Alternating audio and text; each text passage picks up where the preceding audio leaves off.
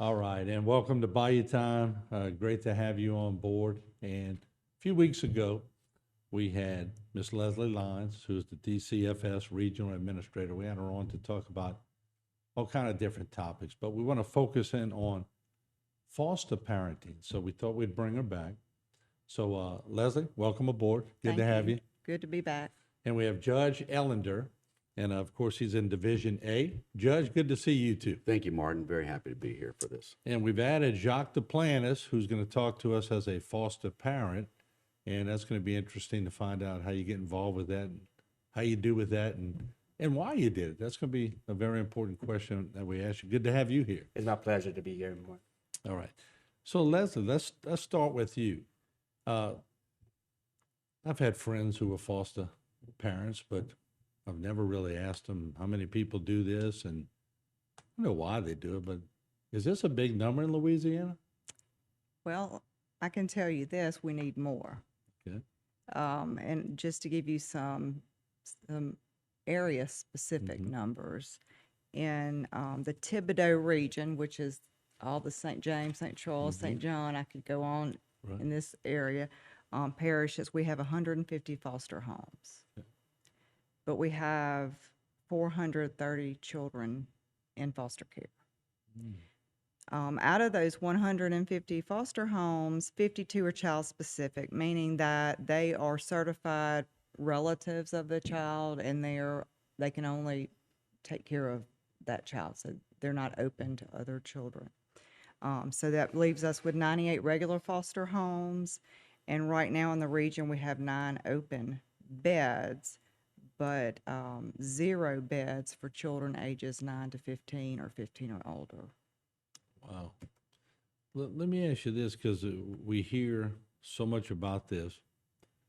Is it easy for somebody to become a foster parent, or how many hours of training do they have to go through? Well, I wouldn't call it easy because if I'm glad we're to going hear to that. let glad- somebody glad take to care of hear our children, we don't want it to be easy. Thank you. There's an orientation process, and that's an informal type meeting where we talk about foster parenting and the challenges of it and what the process looks like to become certified. So there's an application, fingerprints. Anybody who lives in the home who's 18 or older must be fingerprinted also. Pre-service training, which is 7 3-hour sessions over the course of several weeks, a home study that includes home visits, safety and fire inspections. Like if there's a pool, we make sure they have to have a pool alarm, those kinds of things. And then once we get them certified, we look at trying to make that appropriate fit with placements. So you just answered a big question. It's not that easy. 21 hours of training, it's a good bit of training, but continuing training too, right? It's continuing. So once you become certified, each year you have to have a certain number of hours of training. And that includes all kinds of stuff. So it might be dealing with ADHD. It might be dealing with autism. It could be dealing with a child who's been through trauma, that type of training. So they become experts on all things children. Well, let me ask you, so if you brought up a good point, so if somebody is autistic, is there like a pairing process? You might have a parent out there who's pretty good with autism. Well, that's what we want, Yeah. is people who have that experience. It might be school teachers. School teachers make wonderful foster parents who have experience with different behavioral issues, because our kids don't come from easy situations. We become involved because something's going on within that family unit. And sometimes there are developmental delays or drug exposure or, all types of things. Oh, medical issues. We have several medically fragile children who require 24/7 care. So we need foster parents with all kinds of expertise. Now, I want to turn it to the judge, Judge Timmy Ellender, Jr. Let's make sure we get that in. We don't want to make the dad mad, We don't want that. Yeah.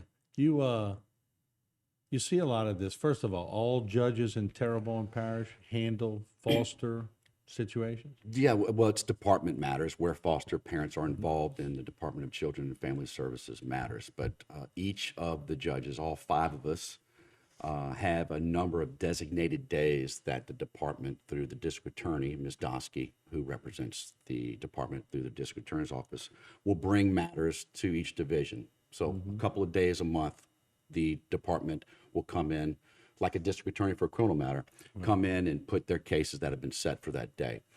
And so where the foster folks come in, like Jacques here, who's donated his time, and we thank him for that. Foster parents help the judges understand what the children are going through their voice. They're taking care of the child's day-to-day needs. They're in the best position to be able to relay what we need to know as judges and what the investigators need to know. Everybody has a part. The department workers, the foster parents, we're all trying to solve this puzzle to make sure that we're able to adapt a very specific plan for each child so that we can have the best result. So the children are represented, the foster parents come in, they tell us how the children are doing, and they're taking care of the child's needs. And so that's always a good thing. We need more of them in this parish for sure. When you're in your line of questioning with some of the foster parents, obviously as a judge, I know you're going to be very inquisitive, would probably be a good word, because you're very curious. And I know you personally, you want to make sure they have good parenting going on. Do you have a lot of questioning you use, or do you sort of go by the heart and sort of read each person as they come in? It's more of trying to make the foster parents feel comfortable. The first thing I do is thank them. I mean, this is really a selfless thing, Martin. These people this is not a job. They could do anything with their free time. They're motivated by being selfless and helping children. And yeah, I don't want it to go unnoticed in my courtroom, and all the other judges too do the same. But we also are cognizant of the fact that maybe being a foster parent, they didn't sign up for coming into a courtroom and feeling that feeling of coming into a courtroom, which can be uncomfortable for some people. But again, we try to disarm as well.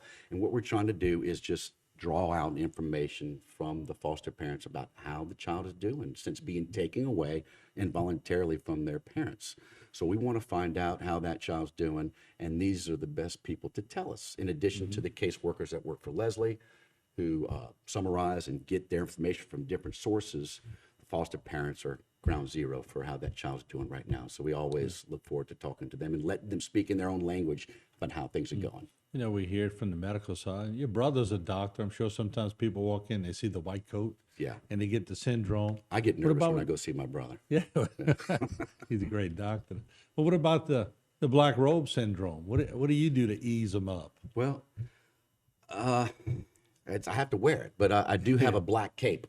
Sometimes I'll wear a black cape when I go into court because it's my favorite part of the job, Martin. It does. You mentioned it pulls at your heartstrings. This is something that you really have a direct relationship to the welfare of a child, and it certainly is rewarding, and you want to give it all your effort. And so you go in there and you want everyone to feel like this is one problem. We're all in here. Let's all try to solve it together. Okay. It can be adversarial. There are attorneys for one side and attorneys on the other side, and we all have a job to do. But when we can, we want to calm everybody down and put everybody in a situation where they feel comfortable with being constructive with their comments. So we can try to find out what this child needs and narrowly tailor the plan for that. And so that's the more you're able to talk in a comfortable position, the better it is. So we want to disarm as much as possible, for sure. Jacques, let's turn to you, because obviously there's a reason why you became a foster parent. Tell us your story, if you don't mind.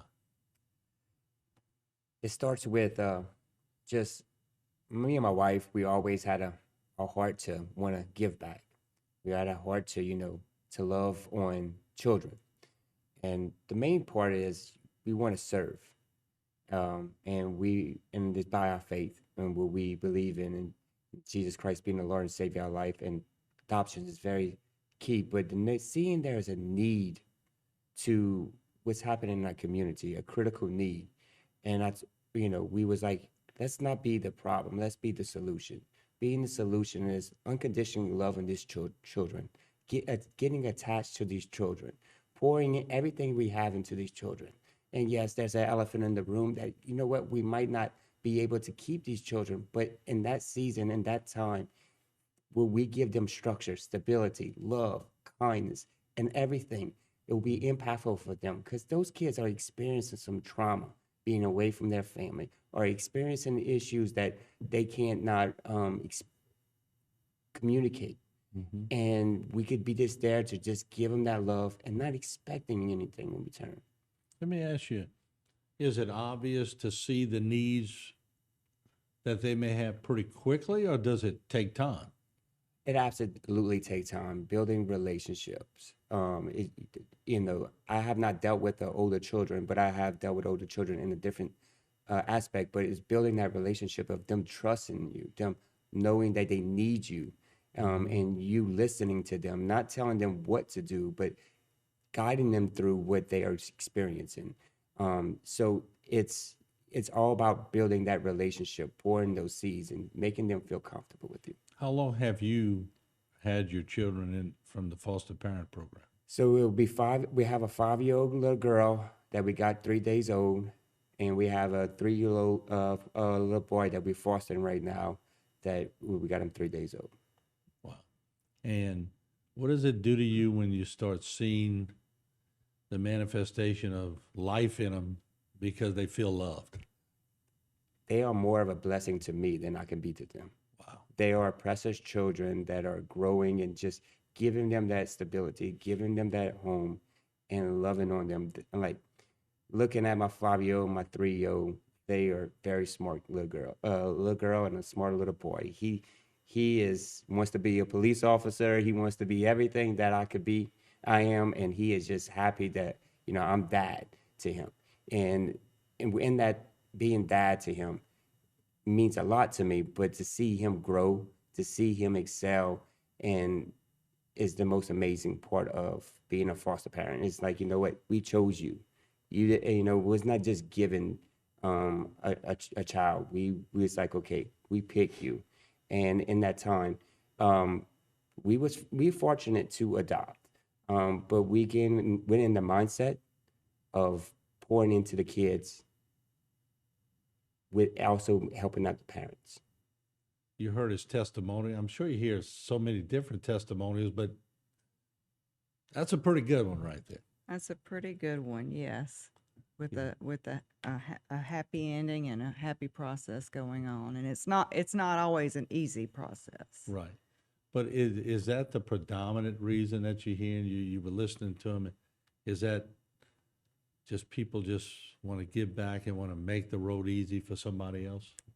Yes, and that's what we want. That's what we need. We have something called the Quality Parenting Initiative that we started in 2016, and it was a different way of looking at foster parenting because, as I think I mentioned earlier, we have an expectation. Foster parents are volunteers, but they're part of our team, and to treat them as an equal partner within the team, but also our biological parents are part of that team. And it's hard for some people to become a foster parent because we do have that work with the biological parents. And, but we've had some really good success stories where, bio mom or dad may not have had the greatest life. And a foster parent comes in and begins to love that parent too, because we're loving their child, we're loving the parent, we're helping them with some life skills, helping them just with some supportive calls, those kind of things. And the next thing you know, the parent either decides, well, maybe this is the best place for my child, and an adoption takes place, but they're able to stay in the child's life. Or we have other situations where the foster parents work so great with the agency and the family that the children are reunified with the parents, but the foster parent stays in that child's life. Everybody's at a birthday party. You're just like another relative, or and so that's good. Or mom and dad get the child back, and let's say they relapse. The first call, and I've heard this story so many times, the first call is not to the agency, it is to that foster parent. because of the relationship they had. So we have a real need for people with this open heart for that family, because that baby that you're taking in came from two parents.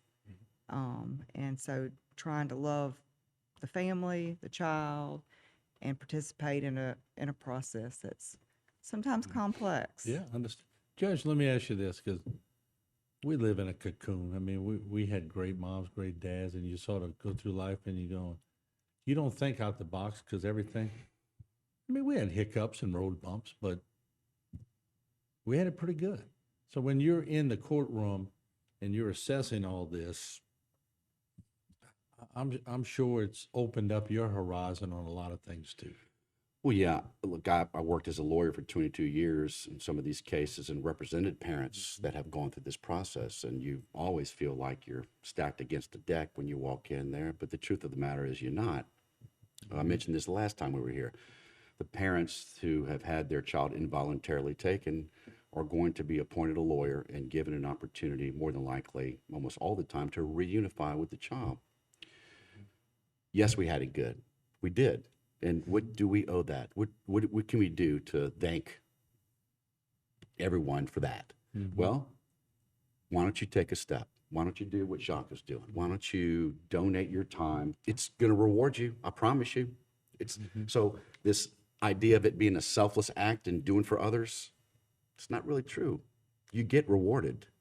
You get rewarded, and you feel, you can see it. You can feel when Jacques talks about this, that his life is completely enriched by this experience. And it's, as strange as it is, it's with the purpose of giving, not receiving, but he's receiving, of course. Yeah. And so Jacques, looking forward, you're going to see a lot of things, because you got them so young. So you'll see a lot of road bumps that they cross over, a lot of thresholds that they go over. You get to see the whole thing, don't you?